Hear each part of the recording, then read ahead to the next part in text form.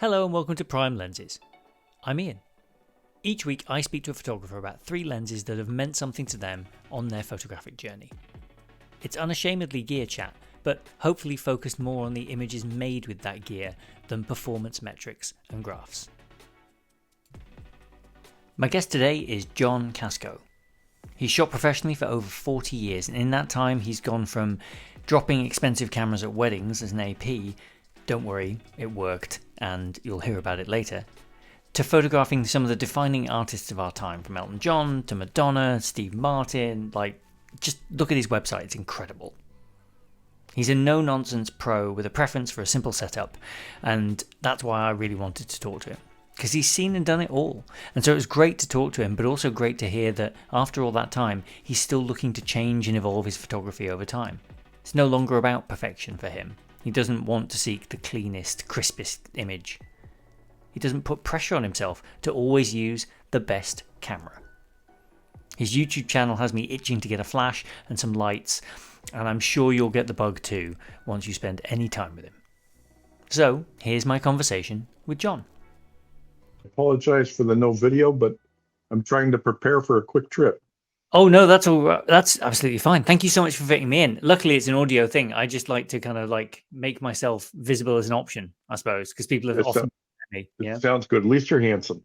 Oh, thank you. We got it on the recording. That's it. It's job done. The show's over. Thank you so much. To be told by someone who photographs models, to be told you're handsome. It's made Thursday night. It's warmed me up. Thank you so much. I really want my check in that mail soon. Okay. Yeah, no. It's I'll write it. I'm writing it right now. It's here. Look, I've got it next to me. Are you in New York at the moment, or are you traveling and bouncing around for work? I'm in Pennsylvania now, and I'll be in New York soon. Cool.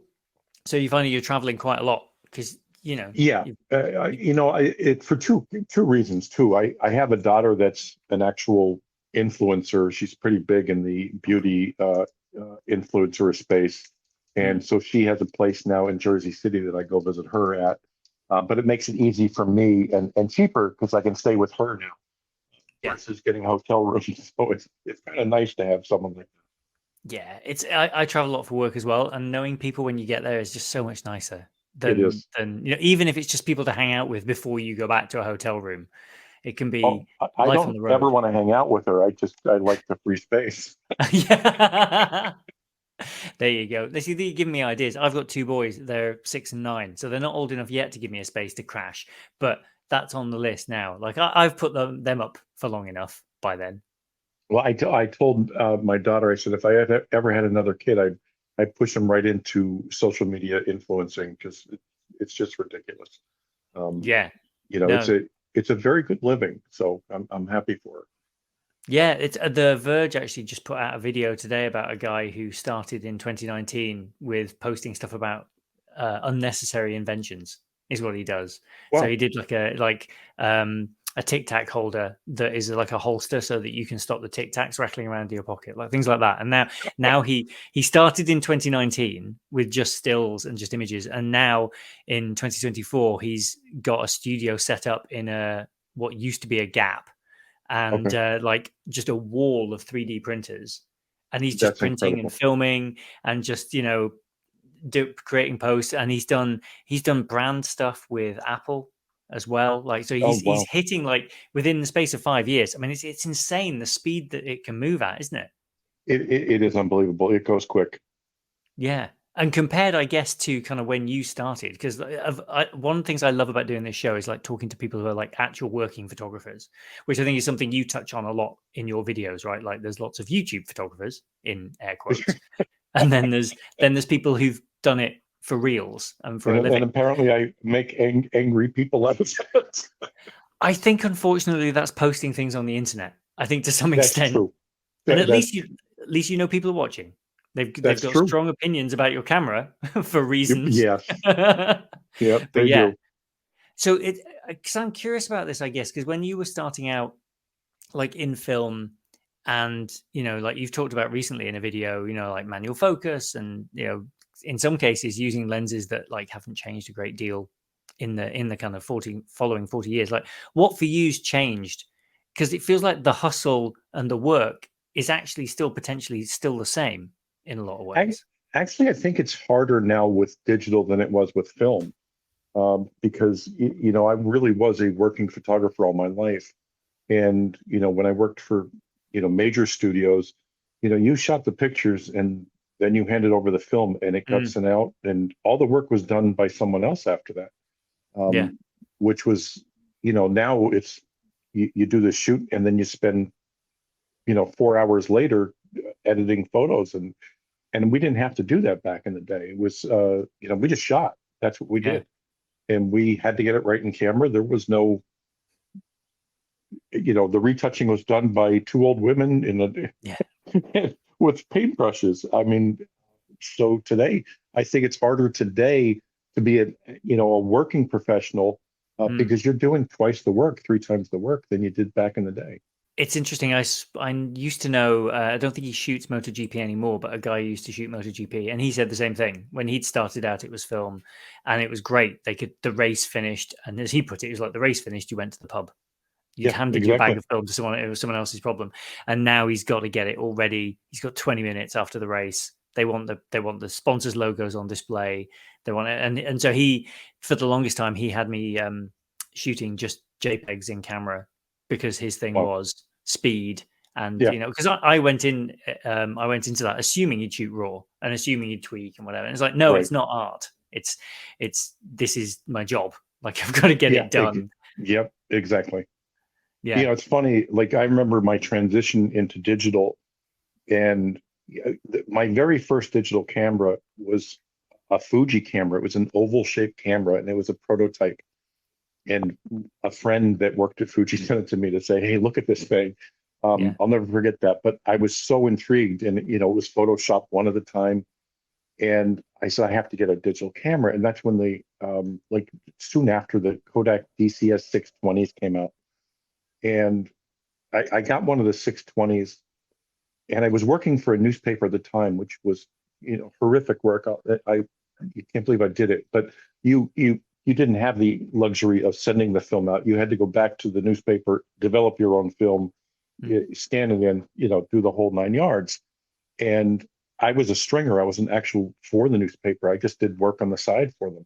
But Right. you get $25 for every print that that got published. And the newspaper I worked at had their solid newspaper, and then they had four other newspapers for four different towns in the area that were Right. published once a week.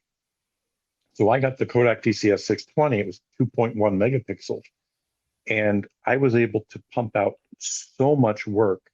I was making $1,500 to $2,000 a week in published stuff because I could just go with that Yeah. digital camera.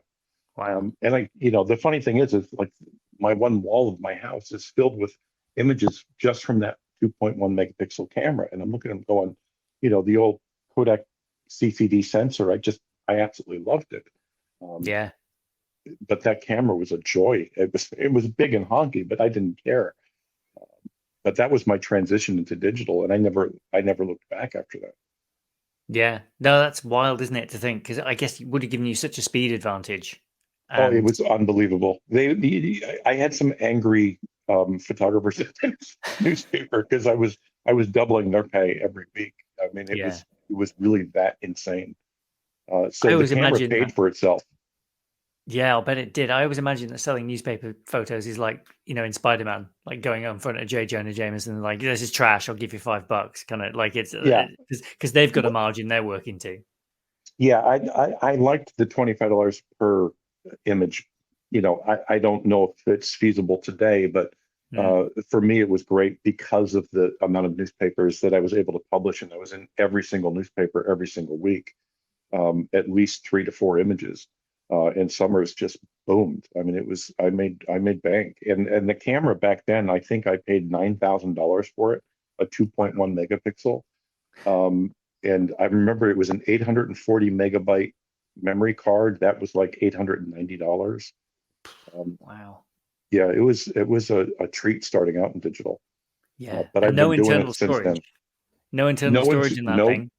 No, but Com- I'll tell you what, it had some unique features that I wish they would bring back. Like, if you accidentally deleted an image, you can retrieve it right from the camera and stuff. There was some very cool features in there. Oh, that's neat. Yeah, Yeah. it was funny. I watched your video earlier. I was just going through some other stuff, and your one about the M. I must have watched a version of that video from just about every. I think it's a rite of passage, and every YouTuber's photography YouTube person's sort of like YouTube journey. If they shoot a Leica, is like, right now I have to explain to people why I do this. Okay, here we go. And when you were talking about the internal storage on the 11 and what a big difference that makes. I had that last week. I was on holiday and it was just me and my wife, but we took some photos. I got some photos of some of her friends who were on the trip as well. And I had that thing where at that moment where you pull the images you want off the memory card and then you just put the memory card in and you just format it because you're on automatic pilot. And then you remember that you meant to pull the ones from Yep. yesterday afternoon off as well. And you feel that drop in your stomach. Yeah. Oh, And you yeah. just thank God for the internal storage on that thing as well, I because agree. otherwise, yeah, I never want to go back. I did, Oh, there was my story with Leica started in probably 1985. And there was a bar in our area, and it was a higher end bar. But this gentleman that was a Leica representative, he used to go there to drink, and he opened up his wooden case the one time at the bar. It hmm, was a big wooden case, and it had filters in it, it had lenses in it, it had bodies in it. Um, but it was his presentation case. And like when he opened that case, I swear the angels sang. I was like, I couldn't afford it then. I couldn't afford it, 10 years ago. But hmm, once I got one in my hand, and I mean, the biggest question I get is, can you manual? Is it easier to manual focus? Do you think I'll be hmm, able to do it? I'm like, I'm 60. I have 20/40 vision in the eye I shoot with, and I don't have a problem with it. It's just a matter of getting used to.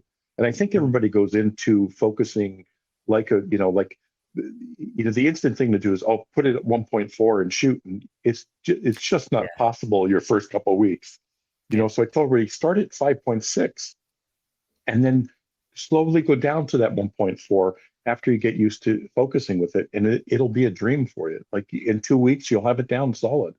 But don't start at 1.4, start close down a little bit and then work your way up to the 1.4. yeah. Which I think is a nice kind of segue onto kind of your three lenses, because you and I share, well, a couple of things, I guess. One thing I noticed watching your videos, like in the last sort of 6 to 8 months, is the fact that you like the Voigtlander 90-8 as much as I do. I think Oh, that's so I'll good. tell you what, like I've taken that to concerts. I Mm, shoot a lot of entertainment, both in studio, for networks and in front of stage. And when I'm in front of stage, I'll pick that 90 every day of the week because it is seriously one of the best lenses I've ever used. It's really that good. yeah. My only problem with it is I've had 3 copies already. And Oh the wow. infinity focus, when I go to infinity, I need a hard stop for infinity focus. That 90 for me has not had it yet. Right. So if I get stuck back by the board, I'm shooting at infinity. I have to like go to the hard stop and then back off a little bit to get the focus point, Yeah. which with live entertainment, you don't have that luxury. It's No. just not, you can't guess at it. You can't. So that's the only time I don't use that lens is, if they call me and say, you're back by the board, I'm done. I'm using the Elmerit, the 90 Elmerit. Yeah. Um, it's not as sharp. There's no ifs, ands, or buts, but Mm. I don't have a choice because I know the hard stop infinity is going to give me an in focus photo. Yeah. No, that's fair. I used the 90 when I was at the MotoGP last year in Assen in Holland. Uh, um, Friends of mine were like, "You're insane doing this," but I had an M10 at the time, and I shot the MotoGP just for fun, just because I was Right. there and I could. We had seats at the end of the start finish straight, so you're kind of cheating a little bit because you're getting them when they're slowing down. But you get a couple of pleasing shots, and you get a little bit of the environment in there as well. And it was a great lens, and it was so much better than lugging around like a huge camera bag filled with 200 mil or whatever lenses, because it's not your job. You should just be there to enjoy it. Oh, yeah, If that's you're it. taking it with you. Yeah. But the other thing I think we have in common is you're recently a 35 shooter, and your first lens choice is God, the I hate to 35 say it. Apo. Why? I don't know. Like I've been a 50 shooter all my life. Like I Oh, love 50, and I use 50 for. I mean, I have shot some big people on my 50 that and I like just recently really started playing with a 35 more, and mm, I'm just falling in love with this lens. I'm falling in yeah. love with the focal length. I didn't think I would ever say that. Well, I it's really funny didn't. because Vieran Pavic, who was on a couple of episodes ago now, but like as this goes out, it'll be a little bit further back. He's one of the producers at The Verge, and he was talking the other day about because he's doing a lot of video production as well as stills photography. But the point he made that people keep messaging me about since his episode went out is that you can crop in, but you can't crop out. So if you shoot 35, especially on a modern high res sensor, if you do want to, you've got that latitude. I I agree. I'm agree. with you. Like I like to get it in camera Right. as much as possible, mostly out of laziness, really, as much as anything else. But I think there is that option there, and 35 is it's not 28. It's not insanely wide. You're not throwing away tons of detail or lots of the image or having to compromise as much. But you are, but you've still got a little bit of flexibility. But yeah, I've Right. been a 35 person for like I mean, probably ever. So I'm pleased that you're a convert. Like come and join I us. I really well. Here's the thing. Like I just posted a video today on the 35 Nocton 1.2, the version 3, and I definitely didn't think I was going to like this lens as much as I do, and I just Mm, fell in love with the rendering. I'm, I sound like a Voigtlander fanboy, but you can't help it once you put those appos in your hand, whether mm, it's the 35, the 50, or the 90, and then you have something like this 35 1.2 that is so lightweight and small for a 1.2. It's just mind-boggling. mm. Um, and the rendering, I just fell in love with in the back of the camera. Like I took one shot and I was like, I can't believe I like this as much as I do. Um, it was an instant purchase. It was done. It was Yeah. I can't say no to this. No, they make fantastic lenses. My go-to 35 is the Zeiss 28 because when I was growing up, my first camera was a Canon point and shoot that was 35 2.8, and I Yeah. think that's what a photo looks like in my mind now. And so when I use other focal lengths, I'm aware of it and I'm using it for specific things, but the default in my head, and also it's really small. The Zeiss compact You 35 know, 2.8. what surprises me is I grew up with Zeiss glass on my enlargers, and I would not use anything else but Zeiss glass on my Mm. enlargers. I love them that much, and I've never used a Zeiss lens on my camera. Wow. Well, I have to Mm. say because I believe I use them on the Hasselblad, but I've never picked up a Zeiss for the M, which is surprising to me. Yeah. Um, Well, that and 35 Biogon's really good. It's okay, I prefer it to the 2. I had the F2 35 and it's really really good, but the kind of the rendering was just not what I wanted. Like the thing I love about the Biogon the 35 to 8 is that it's just a bit textured. Like it's not sharp edge to edge, but it's really really Zeissy, contrasty, sharp in the middle. It's okay, amazing for black and white as well. It's the black and white images. I'll send you some of the ones after this that I think they sing, and I think the when it's the background, the bokeh in the background, it just has this kind of antique kind of feel, but not too right. much. So yeah, it's really It's fun. that lens you get in your hand and you just know it's magic. You don't care about anything else. Like No, every time this 35 Nocton, like I didn't look for chromatic aberrations. I didn't look for the corner. I didn't care yeah, because the rendering was so nice. Why would I give a crap about anything else if it's that nice? Like, exactly. I'm not going to shoot a chart or a wall to say, oh, well, I really can't. It just doesn't matter to me. I No, mean, the surprising point is that I tried the 50 f1 on the M and I didn't like mm, it. Don't get me wrong, it's a spectacular lens, mm, but I just didn't like it. I don't know why, it just wasn't for me. Then I put that 50 f1, the Z mount on the Nikon camera, and I was just blown mm, away by the quality and I loved yeah. it. So you really have to put a lens in your hand. You can't go by reviews. It's just, and I'm sorry to say that, but it's true. You just don't know until you use it yourself. No, exactly. I think that's a big reason why I have these conversations is to kind of like this thing is it's a broad church, right? And it should welcome everyone. And it doesn't matter whether you use Zeiss glass on an M body or like Nikon's only, because you love the Nikon stuff or whatever.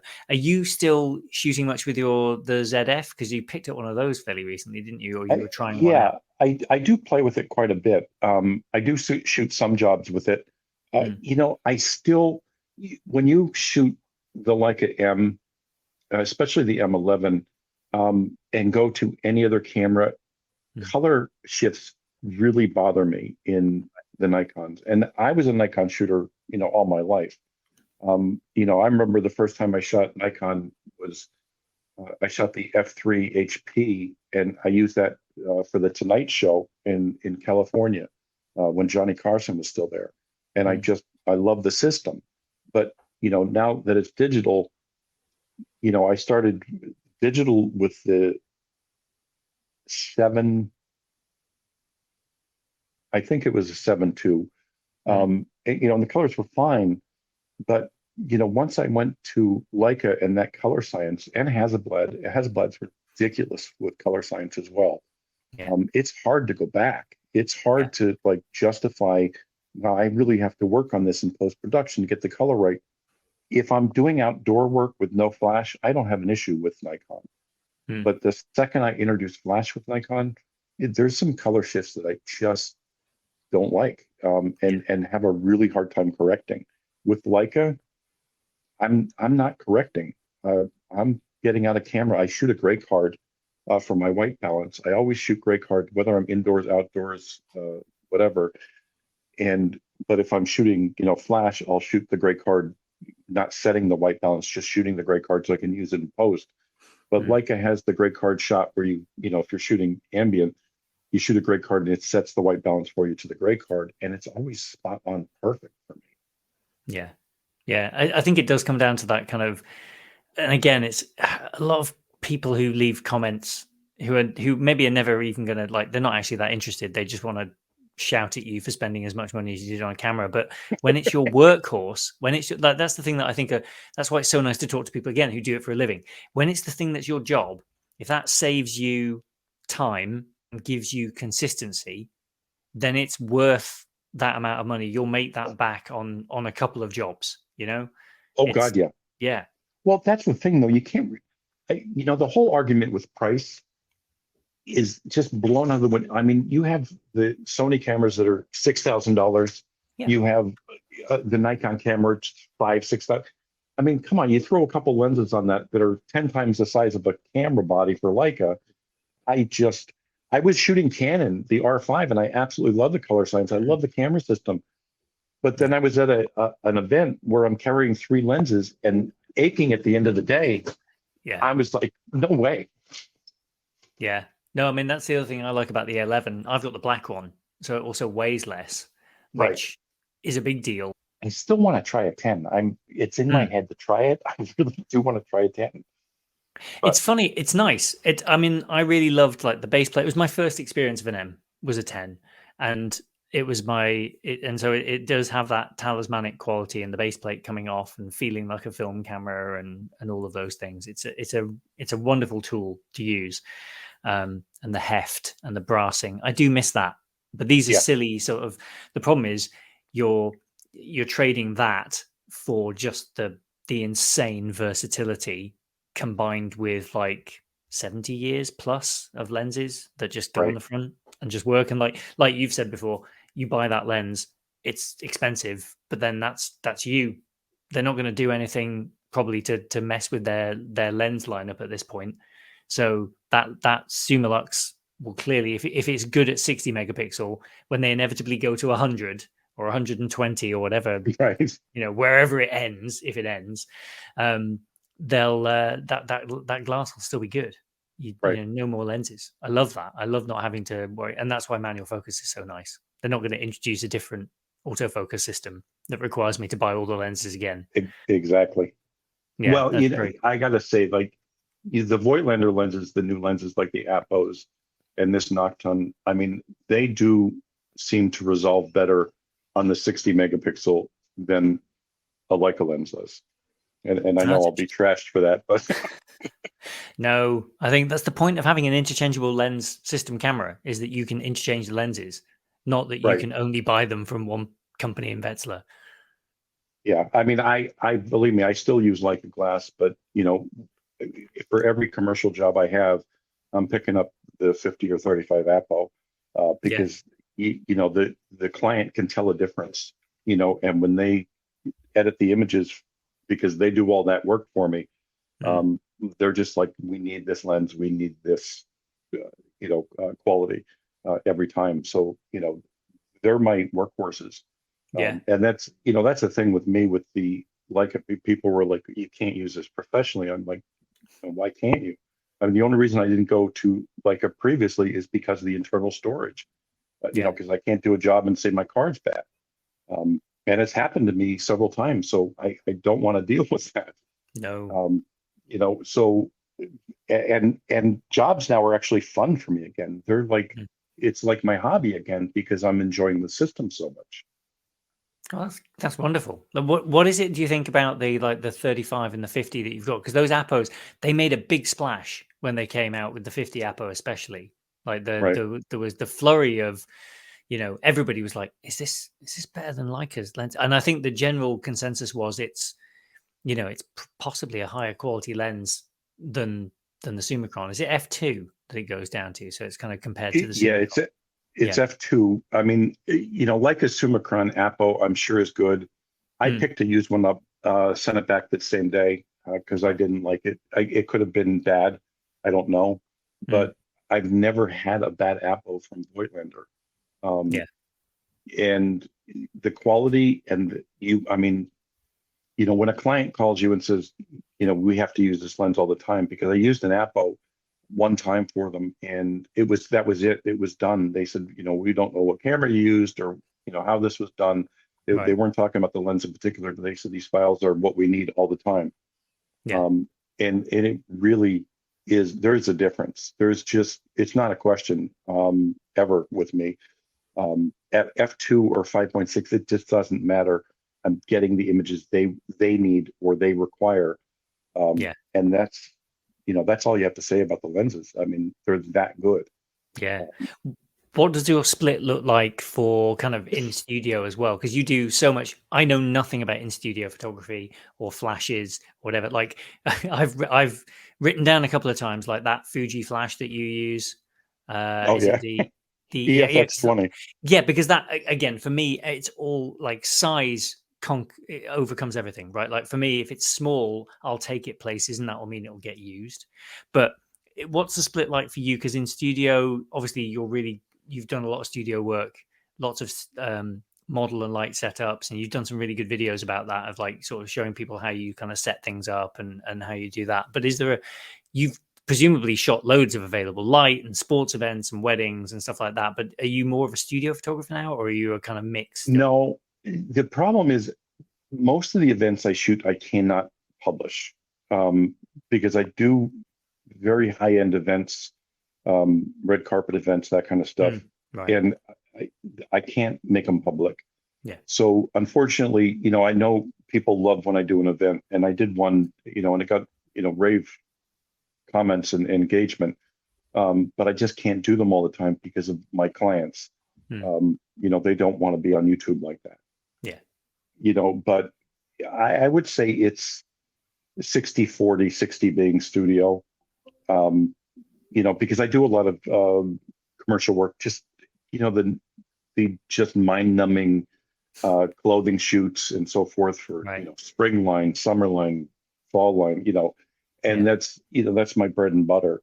But I do what I have to do to pay the bills and keep the lights on. So Yeah, no, sure. I mean, it's a gig at a certain point. It's which is why I think it's so nice to hear that you're enjoying, being out and shooting again with the thing. Because at least then, if it is a bit kind of right, I've just got to do 200 of these, or I've got set up a white background, photograph all of the exec team, and then photograph right, a group shot, and then go home. It's like, how many times have you probably done that in 40 years? Quite a few. But at least if you're oh yeah, enjoying using the gear, then that's probably Oh, You know. it's so much better. I mean, believe me, I've had issues with the M11 that Hmm.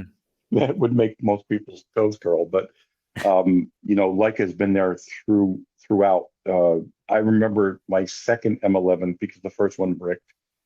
Um, I had a job in New York to shoot some executives for a major network, Hmm. and the camera bricked while I was testing it prior to going. And I had to call Leica in New Jersey and said, "Yeah, I have to come pick up the camera because this one bricked." I think it was the shutter on that one that went. And they Yeah. said, "Just come pick one up." And they just gave me one to use for that day because of who I was shooting. Um, but I will never forget it because there was some, major personalities in front of me. And I didn't care. I was too concerned about using the camera and enjoying the experience of the Leica M11 than who was in front of me. I just didn't care. Sorry, The go on. setup, like you said, it's just one bag. Before you carry a bag that was, two times the size of you and whatever else you needed for the lenses and everything. And now I take the body and two lenses and then nothing else.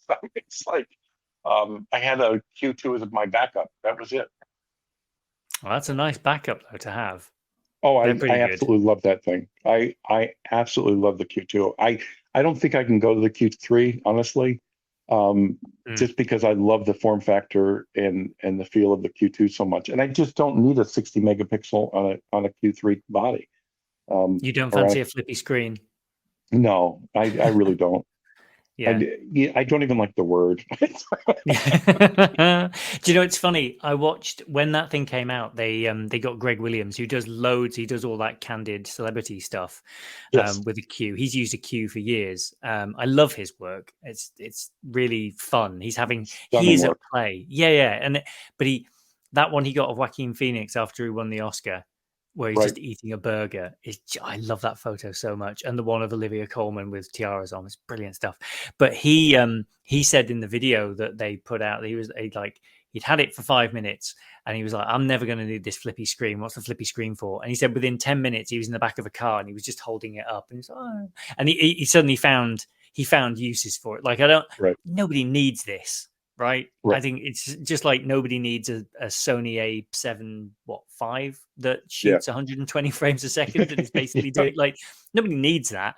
But actually, there might be creative uses for it and things that you can do with it. But I do think we're clutching at straws now to sell more kit. Like we've surpassed what anyone actually needs at this point. Oh, absolutely. Absolutely. They have to keep and we have to support them because if they're not making new cameras and people aren't buying them, they're not going to be in business. So like Yeah. then what do you do? So you Yeah. have to go, okay, bye, bye, bye. Yeah. you know, Exactly. I know I beat up on a lot of YouTubers all the time, but they're doing a job and they're keeping the companies in business. So, there's a double-edged sword there. Yeah. Um, Well, without on them that being in topic, business, we don't have cameras. no, exactly. Well, but on that topic of the YouTubers, actually, what made you kind of start doing the YouTube stuff? Because you've been a working photographer for so long, and you've shot some incredible people. Like looking at your portfolio on your website is just it's awesome. Like one of the gifts of doing this as a pastime is that I show my wife like the websites of the people I talk to. And then she's Right. like, "Holy shit, that's Elton John and Steve Martin." I'm like, "Yeah, I know." It's really cool. So when you're doing the gig and you're doing this and as you say, like people aren't always extremely friendly in the comments. So what kind of made you start looking at YouTube and start publishing stuff there? Uh, it's a funny story, and I'm going to try to be as vague as possible. But there was a photographer that was somewhat local to me, and this person started doing seminars on how to do photography and charging an arm and a leg for them. Mm. And this person could shoot in daylight at the time and nothing else. And she came up to borrow lights from me. And I didn't know what they were for at the time. And I said, "You can take whatever you need." Um, anyway, they took the lights and they did a seminar for photographers and charged for it. And I was thinking, Mm. you don't even have lights. You borrowed mine and you were giving a seminar on lighting. Mm. I was like, this can't happen. You've been in the business for 2 weeks and Yeah. and now you're giving seminars. And my daughter was looking at me going, "What the hell is wrong with you? Put your knowledge out there. You're going to be Mm. dead soon." Well, it's I'm, kind of a to I, have put it so clearly. yeah, I'm going to be 60 in July, so Mm. I do have a lot of knowledge racked up, and I know, as far as YouTube's concerned, watchers flock to their age group, and Mm. I noticed that quite a bit. And if I was 20, I'd have 10,000 20-year-olds. I'm 60, I have older people. Right. But there you get a choice few young ones that come on and they'll start messaging you and asking for advice and help. And they're the ones that get it because I've been through it all. Yeah. I promise you, I'm not the best shooter out there, never will be. Um, but I promise you that I can shoot in any situation and get the job done, no matter what the scenario is, Mm. and get quality images because I have that background, the knowledge, and the experience to deal with anything that's thrown at me. Um, Again, it doesn't make me the best out there. It just makes me knowledgeable, and I have the expertise because of how many years I've been doing this. Right. Yeah. Are you So, optimistic about the future of sort of the younger, like the oh, people you talk to, and the future of photography in general? absolutely. Oh Mm. my God, please. Photography is going to be right.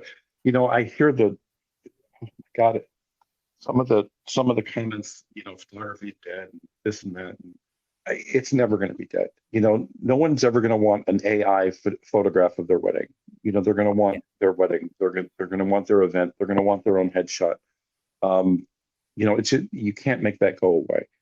So, is it viable option for product? Absolutely, but Mm. AI is not going to still take over product photography. You're still going to always have the people that just want great work.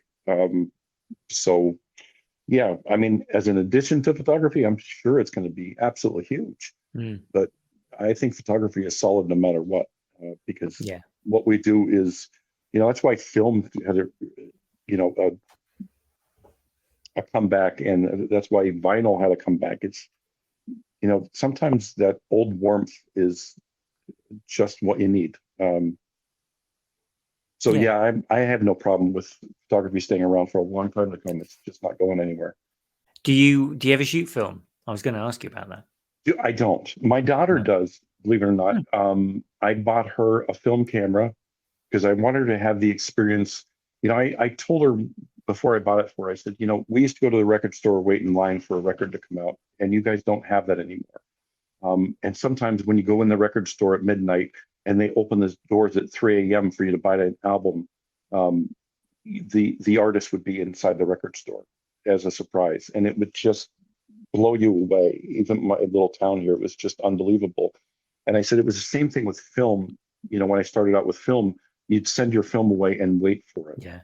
and it would be mailed back to you. And that just joy of opening it and seeing the prints, it Yeah. was everything. And then I said, the developing, I absolutely loved the dark room. Yeah. Until I did it professionally. But prior to that, I really Right. loved it. Yeah. It was something special. And I got her a film camera and she started shooting. And I got her an AE1, I think it was, Oh, for the first nice. professional SLR camera. Mm. And she just fell in love with it. And she does the same thing. She just shoots and sends it in and waits, and the anticipation is everything. It's special. It's way too expensive for me to do it even as a hobby. Yeah. Um, it's just too much money, and the Yeah. prices are still rising. So, you know, yeah, I'll tell you what, like the old time film shooters that are shooting digital now will say, why would you ever shoot film again? Yeah. And it's true. Like there's just no reason for it other than the experience.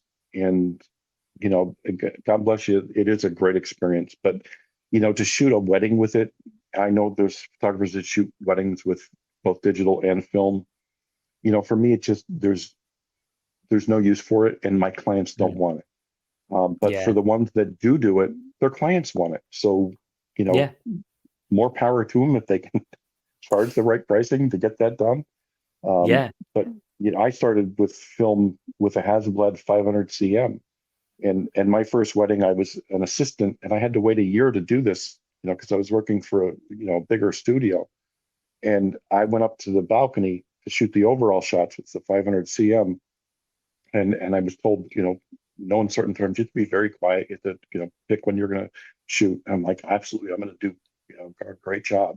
And I ended up dropping the 500 cm from the balcony of the church during the vows. Oh no! Oh yeah, that was my first wedding. I'll never forget it as long as I live. That Oh no! it's slow motion nightmares still today. Yeah, It's yeah. 42 years later. But yeah, that was my Oh, first wedding, and we were shooting 12 exposure at that time, with the mm. 120, and I'll tell you, but the camera still worked. Yeah, Did it? yeah, nothing Wow! happened to it. I mean, the back didn't break, the lens didn't break, nothing, because I had a bracket on there and I had the Luminine flash on it, and it hit perfectly on the Luminine bottom bracket. Um, shook up the camera, but it was fine. Wow! Yeah, I still Yeah, have that camera. that's really cool. I feel like that needs to feature in a future video. Oh God, Like it's unbelievable. It's yeah, unbelievable. because But people would. the company went out of business. The studio, because the gentleman died, and it was taken over but mismanaged. So they went out of business, and they were having a sale of everything that was in there. And I went back to buy that camera, and I bought that camera. Oh, that's fantastic. Even if it's Yeah, just sitting on a shelf now, like just to have that's that what as it's doing. It yeah, winks at me. a daily reminder that that's why you need 2 memory cards or some Yes, internal storage. that is so true. Yeah. That is so true. Hugh Brownstone, who also has a YouTube channel, he and I have been talking, and he's hopefully going to be able to find some time to do a future episode with us. He was saved by internal storage on his wedding day. Oh They wow. were using, I think, a TL, like a TL, and Yeah, that had internal storage. Which it turns out the internal storage on those cameras was a micro SD card. it is. It Yeah, is. you can take it apart and put in a bigger one. Yes, you can. Yeah, I saw a teardown recently where someone discovered that like years later. That's They a, were quite that's cool, a, those cameras. absolutely hysterical. But yeah, Hugh and I talk on occasion. He texts me once in a while. He first reached out during the M11 debacle Mm, when it was first released, because he had yeah, an issue with one of his cameras as he well. did. Yeah, it wasn't smooth sailing for him either. Mine freezes occasionally and stuff. I mean, I bought mine used. Like I'm a big fan of used cameras, because especially at that price point. Thanks very I'm much. glad you're sitting, because I'm on my seventh Leica body. Oh my goodness! Yeah, Don't tell seven. me stuff like that. Yeah. Having said Well, that, it I was think it everyone was I all know has had that beginning. problem. It was Right? all Yeah. beginning, and it was that that freeze up, which just never went back. Even after you took Mm, out the battery, it didn't matter. I yeah. had three of those. I had two shutters go, Yeah. um, and then I forget what the other two were. But the the reason I got the silver is because I did pick up the M11P in black to Mm, start, and that camera did not work. Like, it worked for one job, which is funny. I actually literally went and did a job with it because I was thinking there's just no way this one could be bad. I did the right. job, it was fine, but then very next day I had a job and all kinds of issues. Like, the images were corrupted, Right. everything. I was so angry, so I literally went back to B&H, and they said, just take an SL and be done with it. Yeah. I took the SL2. I had that for a week, and I'm like, I'm coming back. I got to get the 11P again. So Yeah. the guy said, just take the silver because you've always had the black. Yes. Take the silver, and I We're took the now into silver. witchcraft, John. That's the Yes, only way. The only way to do this is with mysticism. We're just going to have and to choose a different color. honestly, I haven't had a problem with the M11P in the Right. silver so far.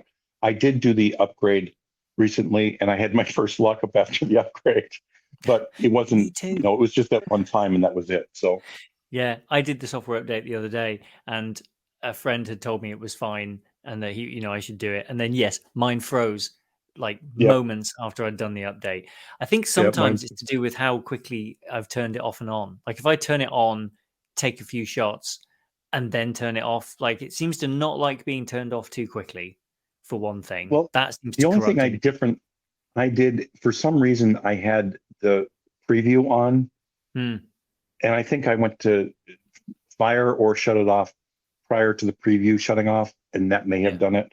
But since then, I haven't had a problem with it. It's been flawless. So, Yeah. knock on wood, it's gonna work out just fine. Yeah. I mean, I still love the thing. I'm addicted in a way I that, am like, too. yeah, I can't put that thing down. And my stepdad, like, he's a Sony guy, so he's got the A7CR and he loves that thing, and it's tiny. And he's been grappling with whether or not he should like try a Leica, get a Q, do an, but he has trouble with his hands as well. Like, and so basically the grip on it is much better. All of Leica's cameras Right. would require an extra grip, but then makes it heavier, and so it's just like you've got the right tool for you. He loves Oh my using that God, yeah. thing. Yeah. I think that's fantastic. That's a great camera. Yes. And Yeah. and I think they really worked out the color science on that too. It's significantly better. I had the first A7, and I always felt, and I've nothing to back this up. There's no evidence or whatever.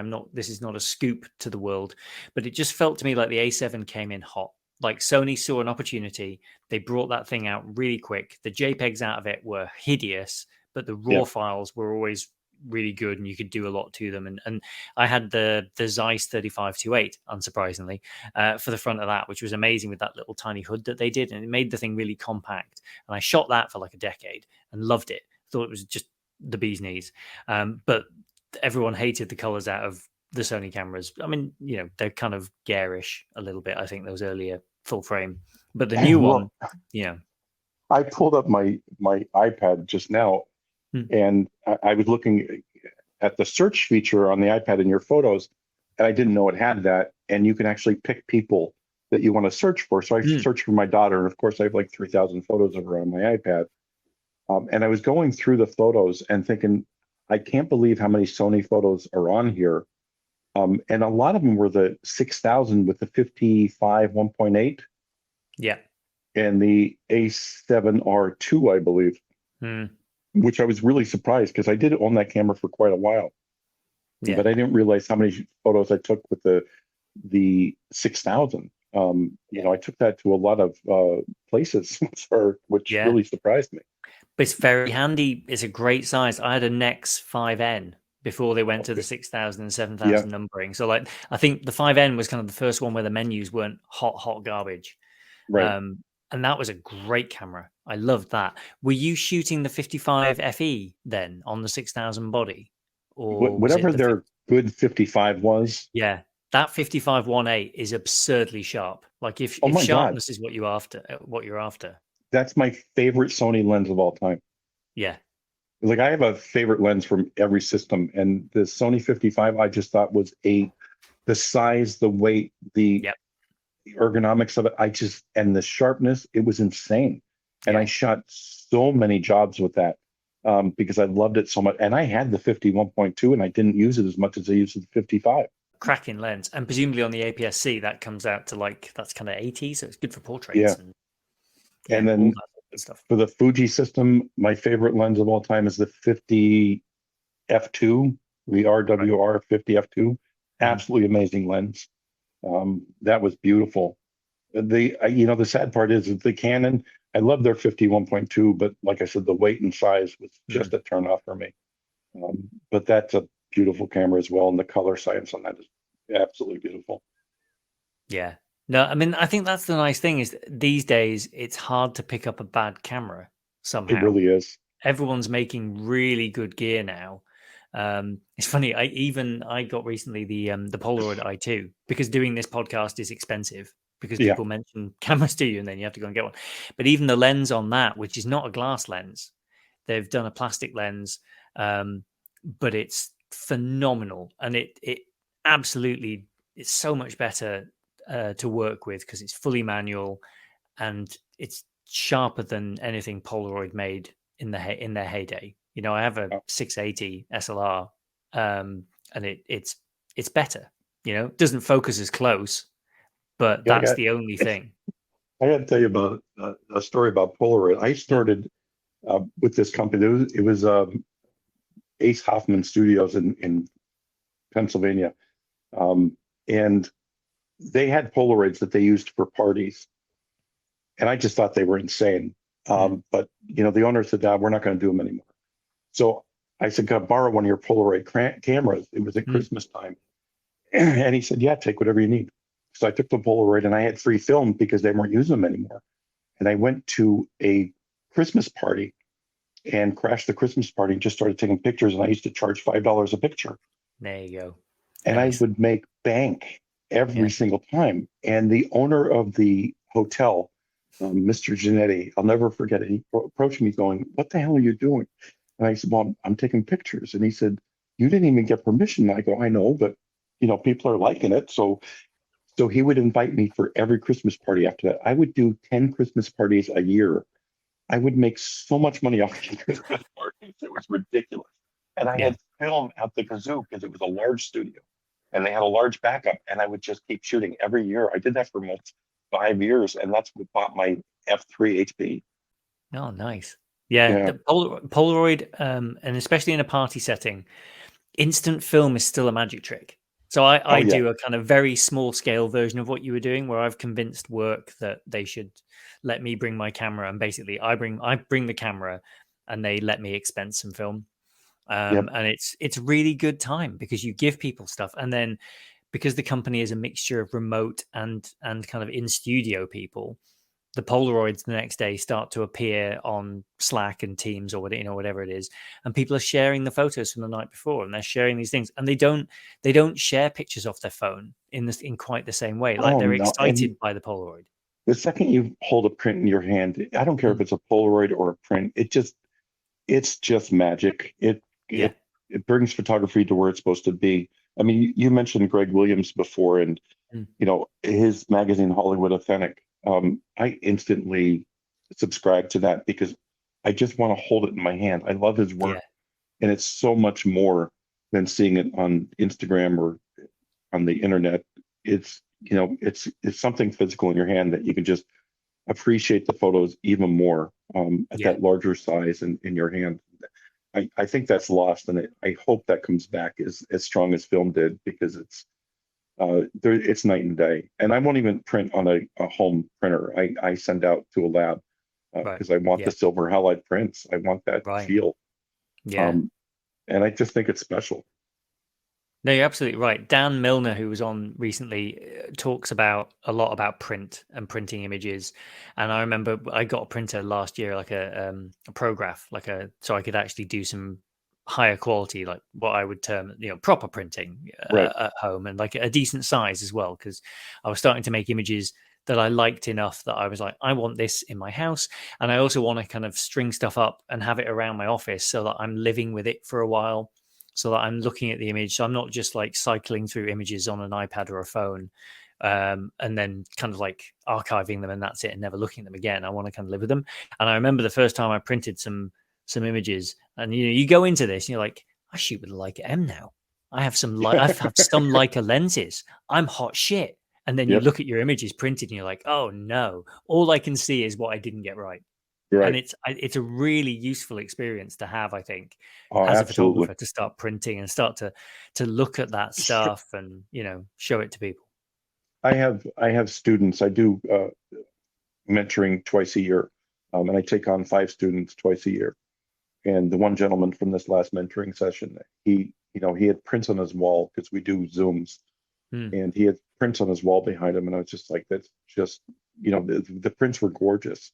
And what he came into the program for is not what he ended up going out of the program for because he is so ridiculously talented with scenic and you know not like trees and stuff, but everything. Hmm. And I said, you got to start printing. You got to start printing and framing and putting them on a website and start selling. And I'll never forget. It was like a week later. He said, I sold my first print, and it was I said, it's just magic. That's what it's all about. I said, someone's Hmm. going to have that in their home for a long, long time. And, you created it. And that's what he's doing now. And he'll make bank. I mean, he really will because he's really that talented. But Hmm. until you put him in print form, you don't know. People are like, oh, prints are dead. But you know what? People have houses, they have walls. It's Hmm. always going to be that way. And they don't want blank walls. Nobody No. does. So if you offer it, they will buy it. but you Yeah. just have to offer it, you know. Yeah. Um, and once you do, it's a whole other financial stream. I don't care if you're a hobbyist or a professional, you got to make prints, because Yeah. that's what it's going to bring it all together. And like you said, I'll tell my students, shoot 36 shots like it's film. That's all you get. Go get them printed, 36 4x6s, like, and look at your photos in your hand. And it's going to tell you what you're doing wrong and what you're doing right. I started investing in books not long ago as well, and I think that's the other thing that really helps is to like look at other people's work and how they've described it, and how they felt about it, and seeing images sequenced and Right. telling a story with them as well. I think that's a whole other world. Like I feel like it's only recently that I sort of feel like I can competently hand me a camera and I'll competently expose an image for you, right? And it'll Right. probably be half decent, but that's actually such a small part of what we're trying to do when we're making pictures. But the funny thing is, I've been doing this for a long, long time, and throughout my career, it's been technical perfection because Mm, of who I was shooting for and how I was shooting. And now that I'm 60 and have an M and have like the Nocton 1.2, I want the imperfect photos. I'm yeah, pushing to become more like an amateur as far as that look. Because I'll tell you what, I appreciate amateurs photos more than I appreciate professional photos today, um, because there's more feeling in them. There's more mm, depth to them than what a professional would do. The professionals are all looking for that perfect lens and that perfect everything, and it's boring to me. Um, mm, you go on through Instagram and you can swipe for an hour and see all these technically perfect, boring photos. yeah, People don't care about that. They want emotion, they want texture, they want depth. That's what attracts you to a photograph, and we don't have that anymore. We yeah. just have the same old over and over and over again. It's one of the guys I've interviewed, sorry, Matthias Berling. I love his images for that. Like you go to his Instagram feed or whatever, and he's so creative with his compositions that there's one stands out in my mind, which was his dog running towards him, and he like plays with lots of different cameras, and he's not a gearhead. He's like, it doesn't matter. I'll make great images with whatever you've got. Is the kind of the point of a lot of what he talks about on his channel, and some of his photos. I look at them, I wish I'd thought of that. I've Yeah, never thought of composing it in that way or I putting it agree. together in that way. It's so I'm cool. like so in line with you on that. And it's Yeah, so hard for me because 40 years of perfection and then going, I can't be perfect anymore. I want imperfect. I want feeling, I yeah. want life. And it's so hard to go to that. And believe me, I'm struggling with it. I struggle with it every day. Mm, To just let go and go, it's okay if it's not perfect. yeah. So that's hard. Do you shoot for yourself much? Because I mean, obviously you're working so much. Like, do you? I'm I'm trying to more, Mm, and I'm definitely doing jobs where I'll shoot the critical shots that I need, and then I go do what I want. right. And that's helping quite a bit. And I'm finding a little bit more that those shots that I'm just doing for what I want are getting picked up more. Mm, So it is starting to click, but I still have a long journey to go with that. And it's kind of strange to say that I'm shooting for imperfection, and it's mm, hard. Um, yeah, it, and it really is. It's just my daughter looks at my photos, and when I shoot for imperfection, she goes, "No, this is not perfect. Like, yeah, why would you put that out there?" And even her, because she's lived with it all her life for the perfect photo and perfect sharpness and everything, and she'll call me out on stuff, say, this isn't perfect, because we're both in that same headspace. yeah. I was going to say it's your own fault. You trained her.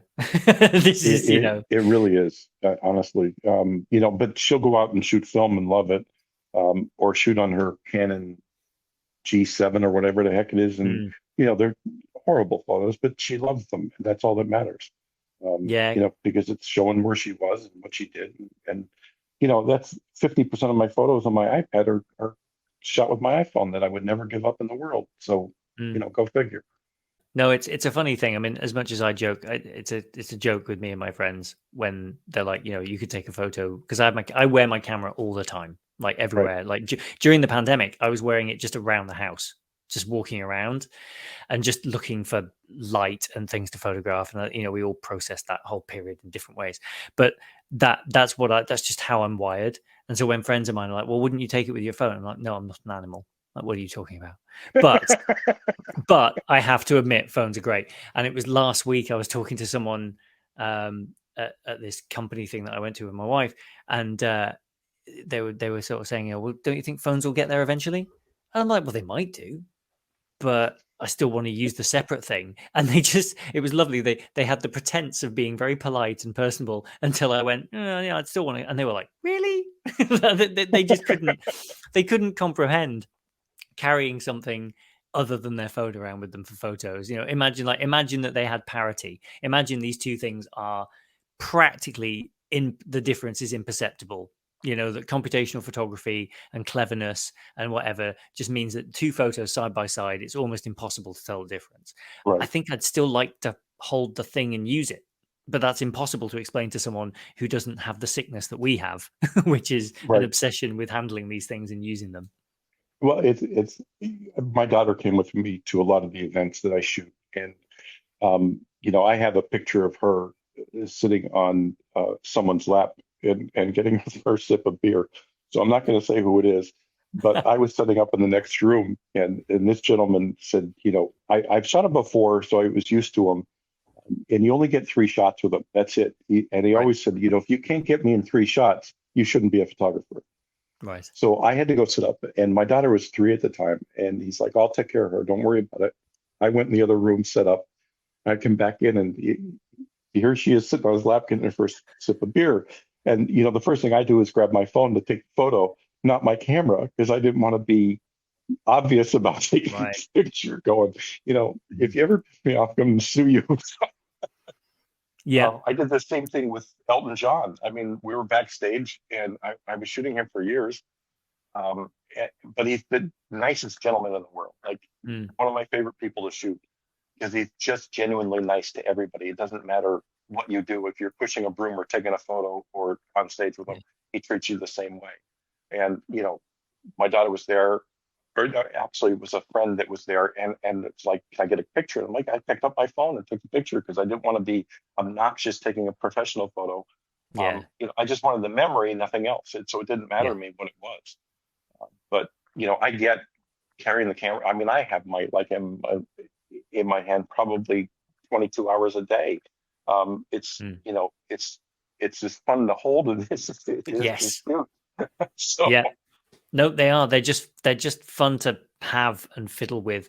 Before, during the pandemic, a lot of what I shot was on a GR3, and that was also great because it's so light and so small, and you could just put it everywhere. And it wasn't. The M's the same. People don't realize what it is most of the time. No, which they is don't. kind of a superpower, actually. That's really good. Like if they look at it and assume it's just an old film camera and what you're doing, that's brilliant. Yep, exactly. You can just get on with it and you can get a photo. And it's funny, I did something at work once. We had a bunch of placements for the year. And so we wanted a group photo of them all outside. So I was up a ladder, and the company has a 5D that we use for kind of company things. And I had my M. And it was funny. I did the first few shots with my M and then slung that over my shoulder and then picked up the 5. And they were like, and it had a big lens on it. And they were like, "Oh, look, here's the big gun." And I'm always reminded of that bit in Iron Man 2 where like he's explaining to Rhodey, he's like, "You have a big gun. I'm the big gun." It's like, nobody, you don't understand. Like just because you have a big gun, like, no, this is not the same thing. I promise. And the shots we used were the ones from the M because they were just nice. I just think the M during an event is the best camera in the world. I really do, because it is unassuming. People are more apt to just be themselves around you. Yeah. And that, like you mentioned that EFX20, the Fuji. I use that probably 50% of the time. If it's a dark room, I won't be using that flash because I'm going to get red eye more than often than not. Yeah. But if it's a mixed lighting kind of room, that's the only one I'll use. Because I love the look of it. 2 AAA batteries will last a whole night for me with that thing. Because it never goes over 1/16 power or something like that, and it's fantastic. But if I have to, really get good shots and it's a dark room, I'm using the SF40 all the time because it's Yeah. just brilliant flash. Yeah. That's the next thing I need to understand. I think I need to start to learn to fill using something small to start with, because I've been learning to do it with the Polaroid because it has an integrated flash, and on like, especially like last week I was in Crete. So you've got very, very bright sun and people potentially sheltering in shade, and you're filling and balancing out the exposure in that way. And sort of like, so, I've kind of got the bug for it now. And I could see, it's funny, I underexposed a couple and then like got them right on the second one. So I had this kind of very quick direct comparison in a physical thing. So it kind of goes in more somehow when you're actually handling stuff and you're handling film in a situation. So I feel I like I need can to learn shots like that. I can honestly say, starting out with the M11 with the SF40, the TTL is pretty good. I Mm, mean, you can get away with it. But the key for, especially for an event, is get your ambient light right in your camera without the flash and take it down a half step. Um, take it down to 0.7 or something like that. yeah. Throw your flash on, turn it down all the way, and then just go up a little bit at a time for manual. The nice part about using a flash in manual mode in an event is like once you have that set, which is really easy, it'll take you 3 or 4 shots to get Mm, just the right mix. But once you have it set, you know that you set it at 4 feet. So if that person's 6 feet because you're shooting a little larger group, you open up the aperture a little bit, right. or you close down the aperture if they're a little closer, and it's really that simple. Mm, The only time I adjust the flash itself is if I'm doing a large group and I need the depth of field, then I'll adjust the power on the flash. yeah. Uh, but otherwise, I do everything with aperture and nothing else. Yeah. Same. It's quicker Yeah. always. Just yeah. And that's again, it's why physical controls, like physically moving, rather Oh, than having it to dial on a menu or 100%. I've had the ZF, and again, it's a great little camera, but moving a dial on the back of the camera to adjust Mm. my aperture is just obnoxious to me. I can't stand it. Yep. I don't Yeah. like it anymore. Well, everything's in the right place. If I'm twisting, it sounds so stupid to make it redundant like this, but like I'm twisting the bit on the front that's related to the bit on the front, and then I'm Right. twisting the bit on the top that's related to it's next to the button that it 100% agree. drives. So like recently, like I just stick the ISO on automatic, set the shutter speed to what I think I need to set it. It's the Joel Meyerowitz thing, isn't it? Of like, right, set about 500. That's going to be about right, and then I just do everything else with the aperture because Now, if I could just break you of that auto ISO. well, here's the thing. I was missing shots of little people running around from light to dark, and I wanted to maintain a kind of consistent movement. But yeah, because for a long time I thought I had to do it manually all the time, and I think it's freed me up a little bit to kind of just enjoy. Because I say it a lot on the podcast. It's not my job. I'm a tourist, so I have to kind of also balance like enjoyment and speed. But I'll happily listen to like make your pitch, and I'll try stuff out because I want to. I said it to Danny in the first episode. Like the M is making me better because I had to relearn and learn, and there's nowhere to hide when you're in charge of that many, of the basic settings, and that's all there is. There's, When I you've just got to learn how to do it. when I was very young, I think I was a 22-year-old, 23-year-old. I went to it was probably 15, 20 photographers, and like a gentleman was talking, explaining, and he wasn't talking about Leica. I'm going to get that out of the way. He was talking about Mm. cameras in general and knowing your camera. And he instructed us at the beginning of the talk that when he points to us, we have to shout out aperture, shutter, and ISO, any one combination that we wanted. And then, like literally seconds after we said it, he would hand us the camera, which was a Leica 4, I believe it was. Mm. And that camera would be set exactly to what we shouted out within seconds. Right. And, that's the thing that's why I always have my camera in my hand because I'm always building up my um, muscle memory to exactly where everything is and exactly how to get there from Yeah. where I was before. And I just think it's so important, because something as simple as auto ISO. I use it. Don't get me wrong. Mm, I'm not a snob in that way. I'll use automatic mode whenever I can. But when I'm shooting something special, like I want control of everything. right. I want to be able to control how much light to go in. I don't want the camera to decide anything for me. So, and you can do so much more with manual everything. But you have to get used to it. And even in those situations where kids are running around or something like that, you got to build up that muscle memory to go, I know what I need to be set at. And I know Yeah. what I was at before, so I know how many turns I have to go to get to that setting. And it makes it more fun, and it really is a game. It's a blast. I mean, it's just enjoy the journey. Yeah. I don't want to be perfect because once I am, what's the use of even shooting anymore? Yeah. I want Yeah. that journey. It's so much fun. Yeah, no, I agree. I think that it's endlessly fascinating, this thing that we do and that you get to do for a living. I think it's tremendous. It's why I think there's been such a reaction to these conversations, is that, people who take photographs really love it. They're really passionate about the images they make and why they do it, and learning and being better at it. And so having a bit of gear chat with a bit of heart thrown in, I think is a nice mix. Yeah, yeah, I Yeah. agree. Oh, cool. Well, John, thank you so much. You've been very generous with your time. I know you've got like places to go and stuff to do. So I will let you return. But it was wonderful talking to you about your lenses. I really, really enjoyed that. I appreciate your time. Oh, thanks, man. All right. Have a Thanks. really good rest of the day. Thank you, sir. Take care. Bye. Bye-bye.